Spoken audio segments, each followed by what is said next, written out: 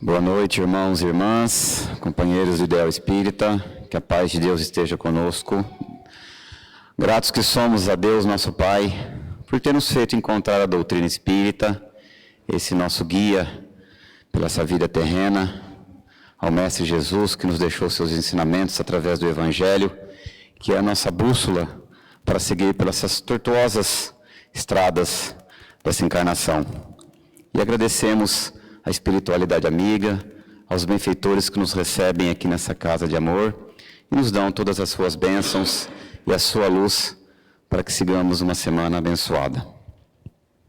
Gostaria de dar aqui dois recadinhos rápidos. Já foi falado na última palestra, mas vamos reforçar. A nossa 11ª macarronada será no dia 25 de outubro. Tá? A nossa famosa macarronada, que é uma dos eventos, uma das ações mais importantes aqui do centro, que ajuda aí a custear os trabalhos na Casa da Criança, aqui no centro também que nos recebe também. Então, R$30 é o quilo da macarronada, vem 1 quilo de macarronada, feita com todo o amor, com todo o carinho aí pelos nossos voluntários. Então, no dia 25 de outubro, um sábado, retirada das 11 às 13 horas, e dessa vez vai ser lá no Salão da Meimei. Então, quem puder comprar e ajudar, quem quiser também pegar para ajudar a vender, será bem-vindo. E, ao final da palestra de hoje, nós teremos sorteio de 2 pães da nossa padaria. Tá? Então, vocês guardem o número que está aí no panfletinho que foi dado. E, caso vocês não ganharem, estará lá no final também para comprar pães, tortas, bolos que foram produzidos hoje. Antes de apresentar o nosso orador, eu gostaria de convidar a nossa companheira Lúcia, que fará a prece inicial.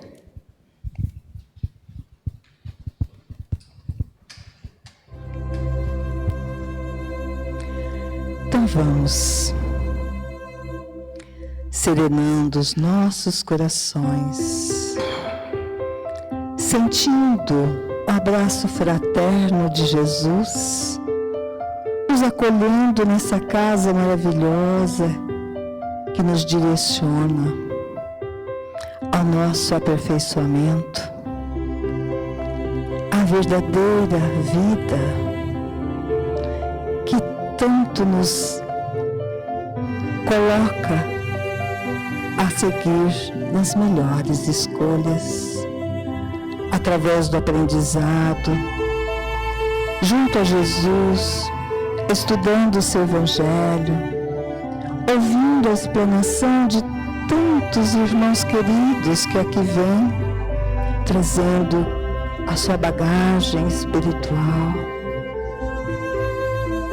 deixando um caminho iluminado, onde nós vamos com sabedoria, com muito amor, levando também toda essa energia aos nossos lares, através também do estudar o Evangelho de Jesus, tão importante para o nosso seguir.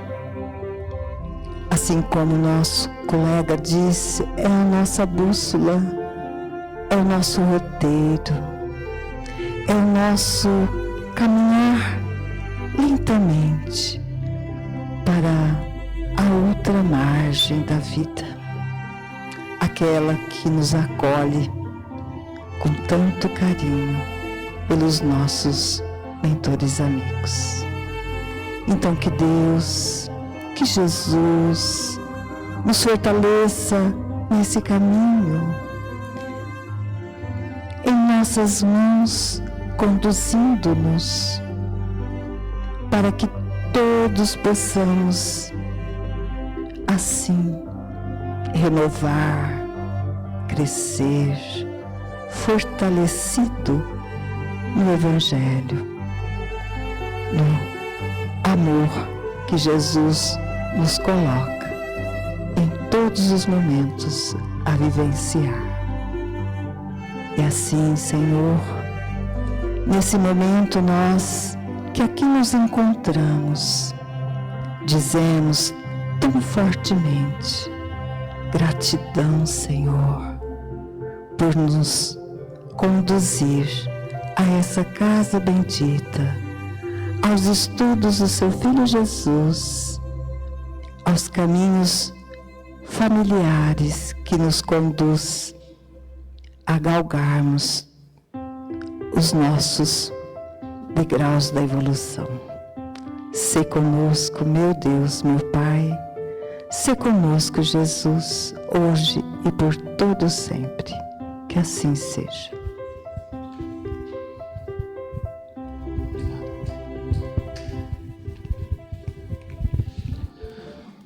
E hoje temos a satisfação de receber aqui nosso companheiro Erivan Ximenes, que faz parte da Associação Espírita Beneficente Missionário da Luz, aqui de Fernandópolis. Erivan, que é um grande professor, um grande mestre. Erivan, muito obrigado.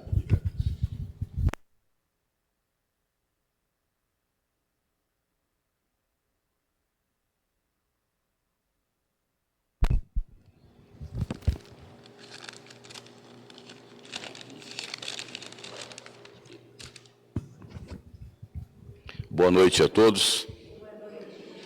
Em primeiro lugar, agradecer o convite desta casa, uma casa que, ao chegarmos aqui, sentimos-nos muito bem, somos muito bem recebidos e esperamos que nos próximos 30 minutos nós possamos discorrer sobre o capítulo 4 do Evangelho segundo o Espiritismo. Ninguém pode ver o reino de Deus se não nascer de novo. E esta passagem é uma passagem emblemática, onde Jesus, à noite, se encontra com um fariseu de nome Nicodemos e começam a entabular um diálogo. Nicodemos, e a primeira pergunta antes do diálogo é: quem foi Nicodemos? Nicodemos e José de Arimateia provavelmente fossem fariseus que seguissem o Cristo, mas seguissem o Cristo de forma velada. Porque nós vemos Jesus como o maior espírito encarnado no planeta. Mas naquele tempo, para a aristocracia, para a elite judaica, Jesus era um sedicioso, ele era um subversivo, estava subvertendo a ordem, questionando a Torá, que é o testamento judaico. Então, ele vai e se encontra com Jesus e vai perguntar ao Cristo algumas situações num diálogo. E nesse diálogo, ele pergunta como, no caso, Jesus explica que o indivíduo só poderia ver o reino dos céus se nascesse de novo. E Jesus explica então, que nós teríamos que renascer da água e do Espírito, lembrando que a água para os antigos, principalmente para uma vertente dos filósofos, era a matéria. Então existiria necessidade de renascer na matéria e também no Espírito. Nicodemos pergunta: mas Senhor, como uma criança irá voltar ao ventre da sua mãe? Jesus olha para Nicodemos até, de certa forma, estupefacto no sentido de perguntar para ele: mas você é um sacerdote judeu e não sabe dessas coisas? Então Cristo fala a Nicodemos que se Nicodemos não entendia quando ele falava sobre as coisas da terra, como iriam entender quando ele falasse realmente sobre as coisas do céu? Então Nicodemos era um homem inteligentíssimo. Foi ele que defendeu Cristo em determinada situação.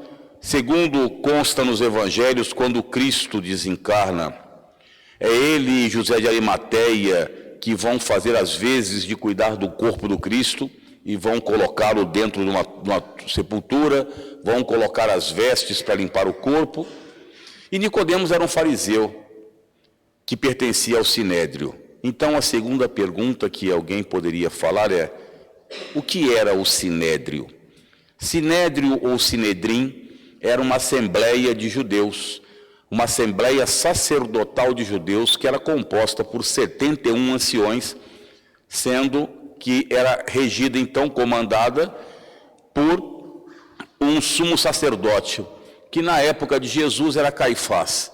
Caifás, que era um homem ardiloso e que, junto com o seu sogro Anás, convenceram Judas Iscariotes que Judas deveria entregar a Jesus ao Sinédrio, porque quando Judas ele é cooptado pelo Sinédrio, Jesus não é entregue para os romanos. Quem vai pegar Jesus são os soldados do Sinédrio. Então o Sinédrio é essa assembleia, ou Sinedrim, dos judeus. E os fariseus, quem eram? Alguém poderia perguntar. Existiam duas classes de sacerdotes no Sinédrio. A primeira eram os saduceus. Os saduceus provavelmente remontassem ao tempo de Salomão, ao tempo e ao templo de Salomão, no século X a.C. Esse nome talvez porque o sumo sacerdote chamava-se Sadoc, ou traduzido para nós, Zadok. E aí ficou o saduceu. Era a aristocracia judaica. Não acreditavam em vida após a morte, não acreditavam em tradição oral, não acreditavam na ressurreição. Pronto, eles eram como se fossem sacerdotes materialistas. Acreditavam apenas que estava escrito na Torá. Isso, então, eles eram os saduceus que dominaram o templo até o século VI a.C. E quem eram os fariseus? Que todo mundo fala dos fariseus. Os fariseus, na realidade, eles são sacerdotes. Para fazer uma comparação conosco, seria como se fosse a classe média judaica. Os fariseus, os saduceus nunca viram com bons olhos os fariseus. Os fariseus surgem no século II a.C., 150 anos antes de Cristo, quando ali estava sob o jugo a Palestina, que é o nome da região, estava sob o jugo do Império Romano. E a palavra fariseu significa divisão, parish, divisão. Os romanos logo viram que teriam que fazer acordos com os fariseus, e fizeram. Era por isso que Jesus criticava os fariseus. Mas os fariseus, eles acreditavam na ressurreição, eles acreditavam na vida após a morte, e acreditavam na tradição oral. E dentre os fariseus existiam muitos que eram realmente sérios, e 2 deles se destacaram seguindo Jesus. Então estamos colocando aqui para entendermos o mecanismo que acontecia no tempo do Cristo. Ora, agora uma pergunta que muita gente faz é ressurreição e reencarnação. O que é a ressurreição? Se nós pegarmos a etimologia da palavra ressurreição, o que é a etimologia? A origem da palavra seria emergir dos mortos. Então, o indivíduo ressurrecto, ou seja, o indivíduo que fez a ressurreição, ele emergiria dos mortos, sairia dos mortos, ele voltaria à vida. Alguém poderia perguntar, foi o que aconteceu a Lázaro? Quando Jesus ele é avisado que Lázaro tinha morrido, Marta e Maria, suas irmãs, pedem para avisá-lo, e Jesus está no primeiro capítulo do Evangelho. Eu não vim destruir a lei. Ou seja, Jesus não fez nada que destruísse a lei de Deus. Então, quando Jesus chega, ele sente, porque Jesus tinha um conhecimento de todo o processo de vida, ele sabe que não houve o desligamento de Lázaro. Lázaro passava por um estado catatônico, da catalepsia. E Lázaro, então, Jesus vai na sua sepultura, o cheiro já estava muito forte, e Jesus fala assim, Lázaro, levanta-te. E aí o pessoal chama de ressurreição de Lázaro. Só lembrando que se o espírito já tivesse deixado o corpo, nem mesmo o mestre poderia fazer voltar. Por quê? Porque existem leis cósmicas e as leis divinas não podem ser derrogadas nem pelo Cristo, que é o governador espiritual do planeta. Por isso que ele chega falando que ele não veio destruir a lei. Bom, então a ressurreição, os nossos irmãos muçulmanos, os nossos irmãos protestantes, os nossos irmãos católicos, acreditam que no dia do juízo final, que segundo alguns, as trombetas soarão, e aí aparecerá Jesus, e aí teremos a direita e a esquerda do Pai, teremos juízo final, aqueles que vão para o céu e aqueles vão para o inferno. Céu e inferno, existe um livro que foi escrito, inspirado tal, por Allan Kardec, que é a quarta obra básica, chamada Céu e Inferno. Se nós acreditarmos que uma encarnação apenas determina que nós vamos para o céu ou para o inferno, é muito cruel. Por quê? Imagine bem uma pessoa, você tem uma família, e nessa família, digamos que você tem a esposa, tem os filhos, e os filhos, dos 3 filhos, 2 não vão para o céu porque não se comportaram bem por várias situações. Que Deus seria esse tão cruel que iria separar para a eternidade filhos e pais?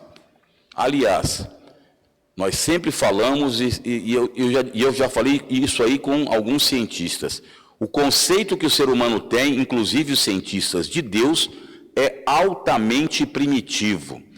Por que primitivo? Primeiro porque nós achamos que Deus ainda, por incrível que pareça, é um ser de barbas longas, de cabelos longos, com um cajado na mão, dizendo o que é certo ou errado.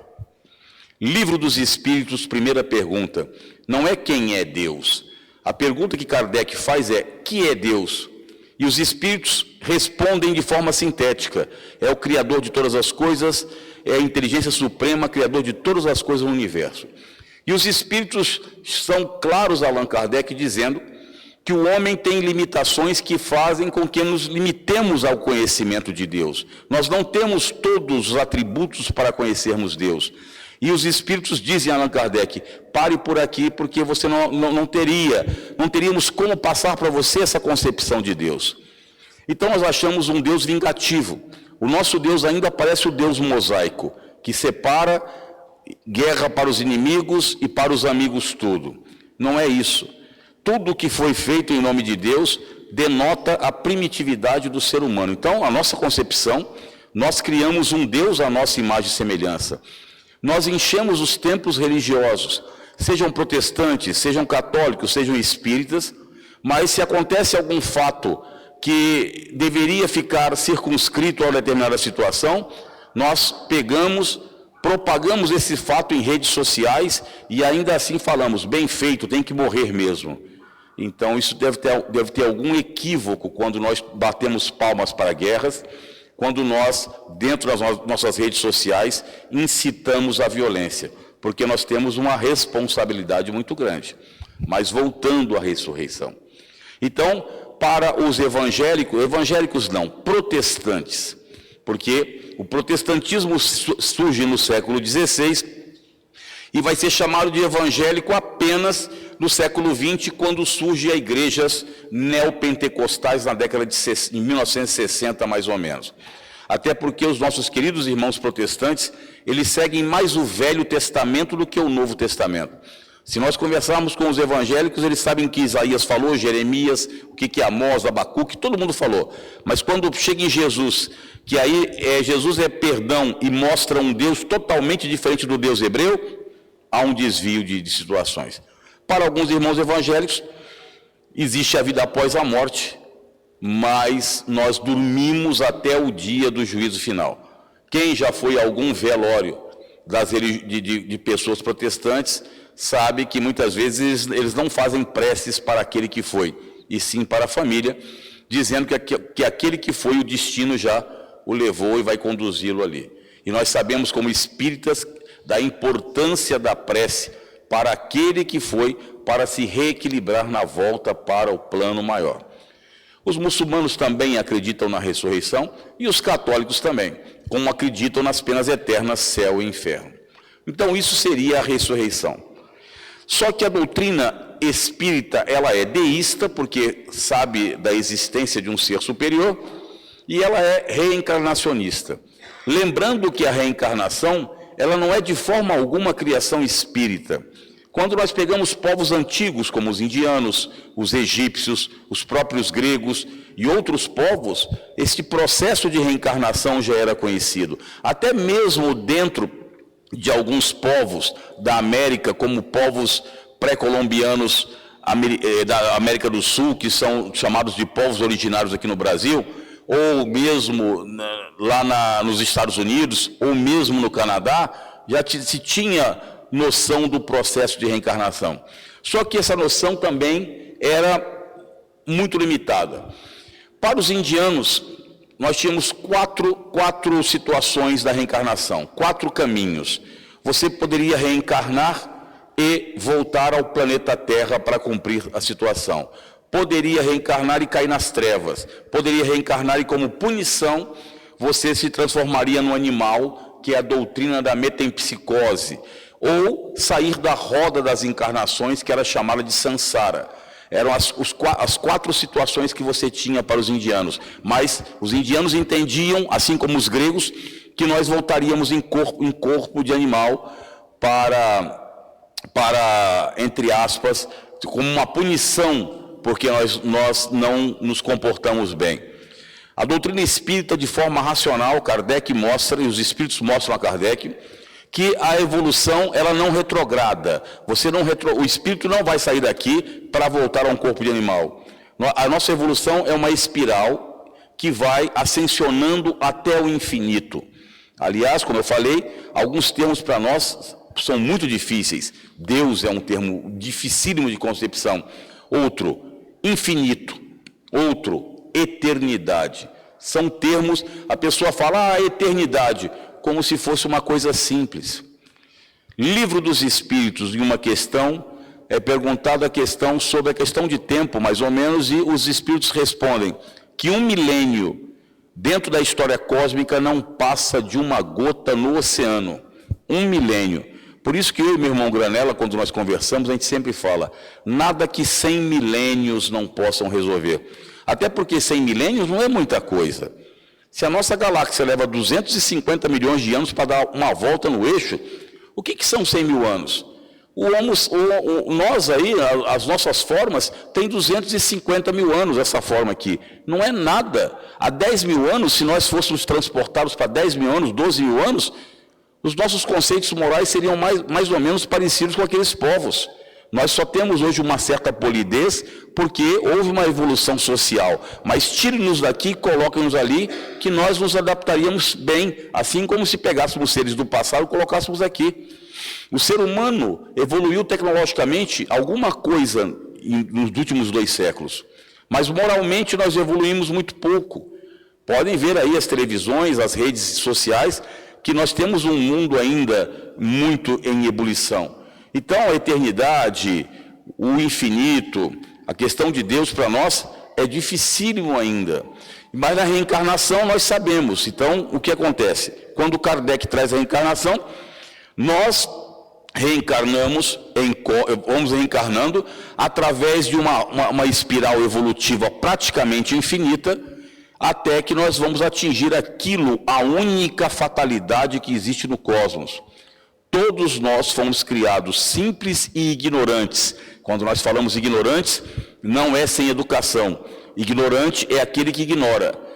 Todos nós, sem exceção, atingiremos o estado de espíritos puros, criadores de galáxias, criadores de planetas, administradores siderais, como um termo que poderíamos usar. Só que ainda estamos longe disso, não compreendemos quase nada. Esses dias atrás, nós estávamos vendo um programa de um geofísico, e ele disse que não acreditava em Deus. Até aí tudo bem, o ateu ele não acredita em Deus. E ele falou, se Deus existisse, por que ele não aparece na Praça da Sé para todo mundo? Eu fiquei olhando, eu falei, não é possível que um homem com essa inteligência faça uma colocação como essa. Se Deus existe, ele apareceria na Praça da Sé, ou apareceria em qualquer outro lugar. Não é assim que funciona. Aliás, nós estamos num mundo de 3 dimensões, tridimensional, largura, comprimento e altura. Se tivéssemos um ser aqui de 4ª dimensão, que nós poderíamos dizer um ser de um plano espiritual, nós não conseguiríamos vê-lo. E assim sucessivamente. Nós somos muito limitados. Os espíritos nos dizem, quando estamos reencarnados, os nossos sentidos são limitados. Nós sentimos muitas dores, nós sentimos limitações, nós podemos ter alguma doença que nos leve a perder, inclusive, determinada parte do conhecimento quando encarnados. Então, nós estamos aqui ainda muito, mas muito presos à matéria. Eu sei que muita gente coloca que já entramos no mundo de regeneração. Que calendário? Livro dos Médiuns, Allan Kardec. Ele fala, nenhum espírito superior coloca datas, porque a questão do tempo e espaço para os espíritos superiores é diferente do nosso tempo e espaço. Nós vivemos aí 60, 70, 80 anos. Temos pessoas aqui que já passaram de 60 anos. Temos pessoas aqui octogenárias. Dê uma olhada para trás, veja o que nós fizemos, quase nada. Veja o que nós avançamos, quase nada. Quase nada. E aí, desencarnamos. Vamos replanejar no plano espiritual. Porque ao desencarnarmos, também não vamos ficar dormindo, como dizem algumas doutrinas reencarnacionistas, que a gente se perde no cosmos e depois retorna sem consciência. Não.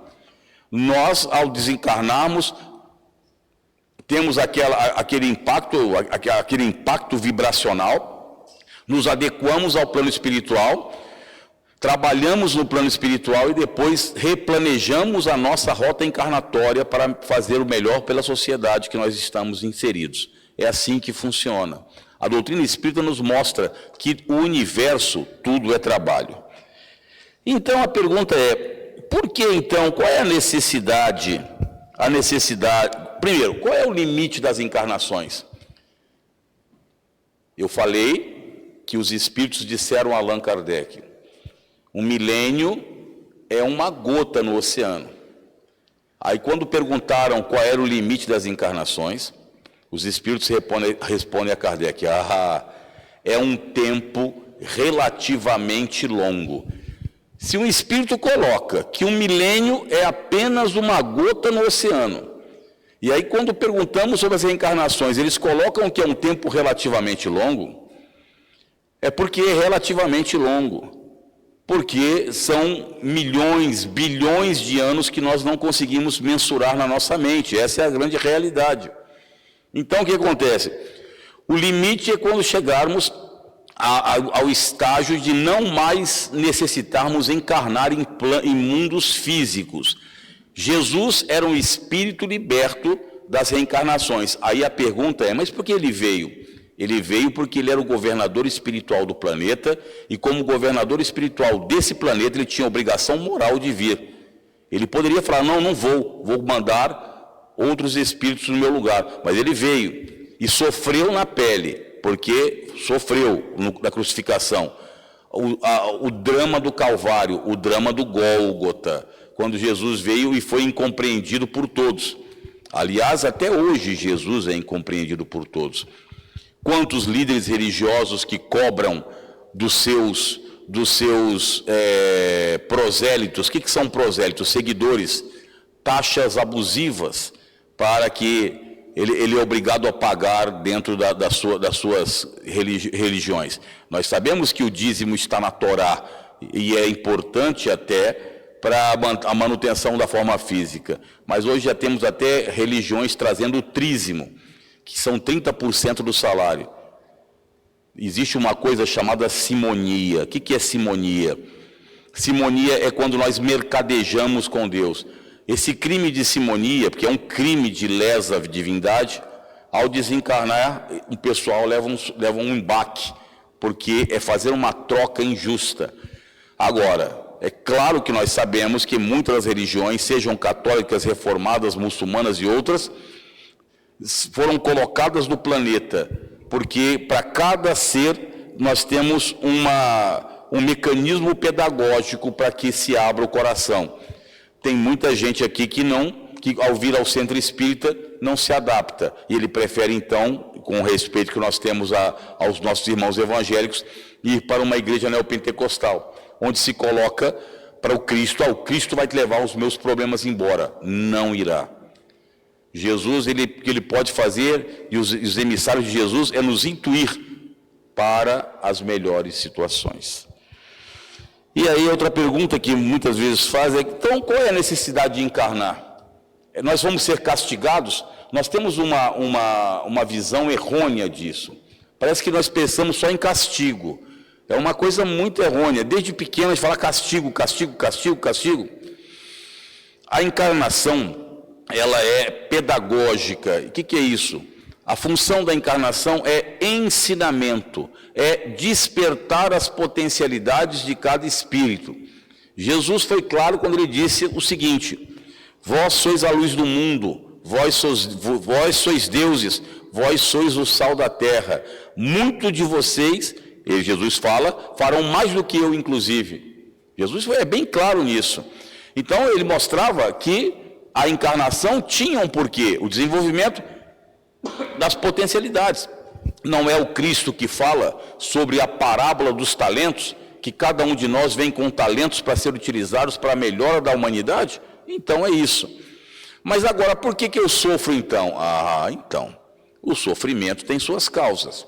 As causas de encarnações anteriores e a própria causa desta encarnação pelos tormentos voluntários. Então, existe uma lei cósmica que é chamada de lei de ação e reação. A toda reação corresponde, a toda ação, corresponde uma reação em sentido contrário. O que significa isso? Se eu chego numa encarnação passada, eu simplesmente entrei e destruí uma família. Eu entrei na família, destruí o casamento de fulano, arrebentei com a fortuna de ciclano, deixei os filhos daquele indivíduo à míngua. Eu não posso passar de forma feliz e alegre nessa encarnação. Eu tenho que responder todos os atos que eu fiz. Nós respondemos à divindade tudo aquilo que fazemos. Às vezes, o nosso companheiro, que muitas vezes ele está desesperado, ele acha que o suicídio vai ser a ideia, vai ser ideal, porque em ele, tirando sua própria vida, não vai acontecer nada. O que acontece com o suicídio, o sofrimento é maior, por quê? Porque quando ele entra no plano espiritual, ele fala, eu não morri, e nós não morremos. O que fica aqui é o corpo físico, o corpo espiritual vai. E nós levamos os problemas para onde nós formos. Podemos sair daqui de Fernandópolis e termos uma vida muito boa em Nova York, mas os problemas que nós tínhamos aqui, né, os problemas profundos, nós vamos levar para Nova York. Por isso, da resolução de todos os problemas. Então, a questão da necessidade é aprendizado, não é castigo puramente, como todo mundo fala. Agora, se aprontamos, se fizemos atos que levaram a outras pessoas, ferimos outras pessoas, o que a doutrina espírita diz? Primeiro o arrependimento, depois a expiação do ato e depois a reparação. Então, quando nós tripudiamos em cima de alguém, nós temos o arrependimento, a expiação e a reparação. E isso não é feito na próxima encarnação, como alguns acham. Às vezes são fatos que demoram, às vezes, milênios, até porque não é simplesmente a pessoa acha que, eu desencarnei aqui, na próxima encarnação vamos voltar todos iguais. Quando meus filhos estavam ainda em casa, não tinham saído, eu falava sempre para eles, observem vocês, são 5, seu pai, sua mãe, observem, esta família foi planejada, quando que ela vai voltar do jeito que está, nós não sabemos. Então, aproveitemos o máximo estabelecimento de relações profundas, porque ao desencarnarmos, temos uma família espiritual que é maior do que a família corporal, e nós temos trabalho para fazer dentro do cosmos. Eu vejo ali, por exemplo, a foto do seu Raimundo, um homem que trabalhou muito dentro aqui de Fernandópolis. Nós não vamos achar que ele simplesmente esteja na casa espírita aqui toda vez. Aqui não, ele tem coisas importantes para fazer pelo cosmos. Às vezes, logicamente, ele vem em alguns trabalhos que ele possa vir. Mas seria pensar menor de achar que quando o espírito que já trabalhava aqui se libertou da carne e tem potencialidades para fazer um bem muito maior, ele fique circunscrito a apenas um local. E a família, para terminarmos aqui, muita gente fala que os laços de reencarnação, né, o pessoal tem medo porque a reencarnação vai acabar com os laços de família. Muito pelo contrário. A reencarnação, ela fortalece os laços cada vez mais de espíritos que são simpáticos. É lógico que a gente sabe que a família é atritosa. Toda família tem problema. Às vezes o problema somos nós na família, mas toda família tem um problema. Isso é clássico. E por quê? Porque é o grande laboratório para se trabalhar situações. Para trabalharmos o quê? A tolerância, para trabalharmos a paciência, para trabalharmos limites naqueles que vêm, e assim sucessivamente. Então, os laços reais, baseados no sentimento real, eles não diminuem, muito pelo contrário. Eles aumentam e se fortalecem. Que não significa que a nossa mãezinha da encarnação passada e o pai da encarnação passada será nossa mãe e pai nessa outra encarnação. porque nós não sabemos se eles já se foram, estão replanejando outras situações para o futuro. Então, tudo é assim no cosmos. O cosmos trabalha. Jesus foi claro, eu estou trabalhando, mas meu Pai trabalha e eu também trabalho. O universo é trabalho. Nós estamos aqui, de certa forma, sentados, às vezes até com essa voz enfadonha, a gente quer dormir porque está cansado do dia a dia, mas estamos trabalhando nossa mente. Saímos daqui com algumas situações para trabalharmos aquilo na família, as nossas limitações dentro da família. Então, que a noite de hoje nós possamos, ao sairmos daqui, se pudermos, ler o capítulo 4 do Evangelho segundo o Espiritismo, para entendermos os mecanismos da reencarnação, sabendo que a morte não existe. O que existe são passagens. Aliás, se nós pensarmos nesse centro, quantos companheiros já nos deixaram e foram para o outro plano? Logo, logo, daqui a 100 anos, nenhum de nós aqui estará sentado nessas cadeiras, pelo menos fisicamente, vai ser muito difícil. Estaremos todos nos planos espirituais, planejando, logicamente trabalhando e planejando o nosso retorno para outros locais e outras situações que se fizerem necessárias para o nosso burilamento. Que Deus possa abençoar a todos nós, que Jesus, nosso mestre, guia e modelo, possa sempre nos orientar no caminho do bem. Que assim seja.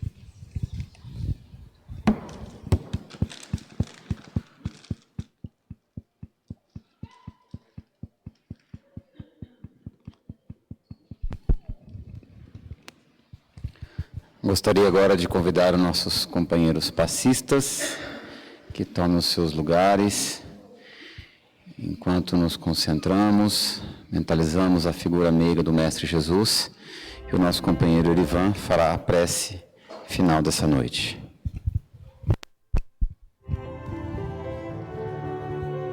Então, nós sempre falamos para fecharmos os olhos, mas o fechar os olhos não significa entrarmos em outro estado de consciência.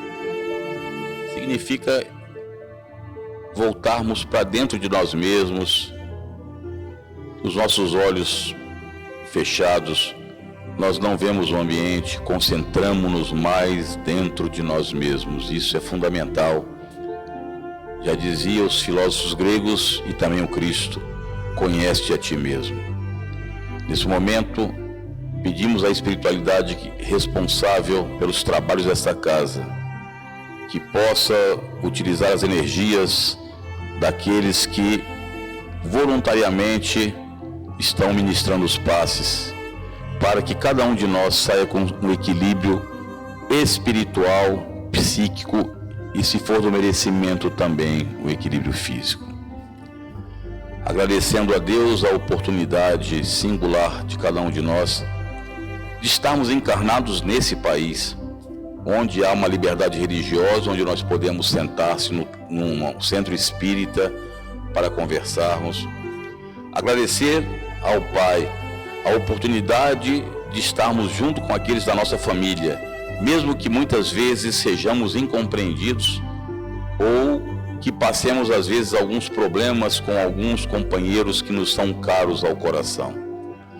Agradecemos também ao Pai o nosso trabalho, os nossos esforços que nós temos, porque nós sabemos que nesta pequena existência de 80, 90 anos, 70 anos, nós estamos desenvolvendo algumas potencialidades que serão utilizadas em prol da humanidade.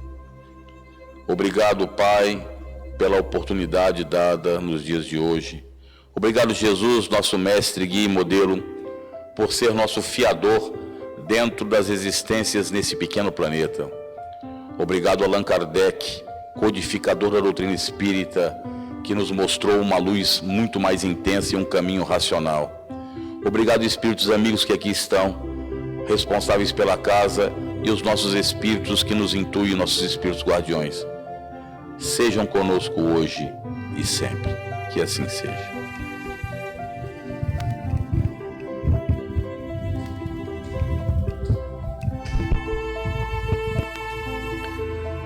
Elivan, mais uma vez, muito obrigado. Gratidão pela sua presença, por essa aula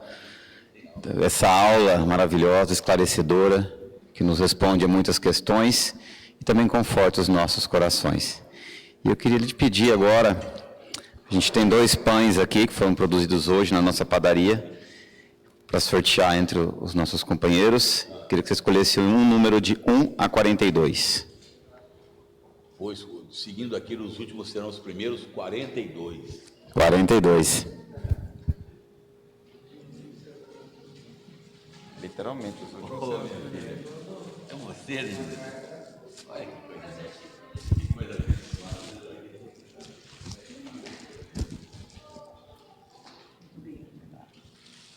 Mais um número. Para não fazer injustiça com o primeiro que chegou, o número 1. Porque senão a pessoa fala, poxa, cheguei primeiro, então número 1.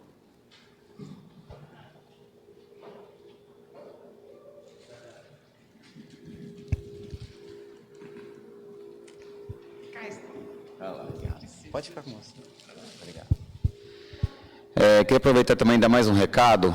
Aos domingos, nós estamos tendo a distribuição aí de alguns fitoterápicos feitos pelo Luiz Arruda. E a partir da próxima segunda-feira ele também estará, após aqui, por volta das 8, 9 horas ali, ao término da nossa palestra, distribuindo esses produtos fitoterápicos gratuitos. Então, quem tiver interesse, na próxima segunda-feira, lá no nosso jardim, junto com os pães. Inclusive, quem não ganhou, gente, não vão passar vontade, não. Só comprar um pão lá, ao final, um pão, uma torta e um bolo para levar para casa. Fiquem todos com Deus, uma abençoada semana.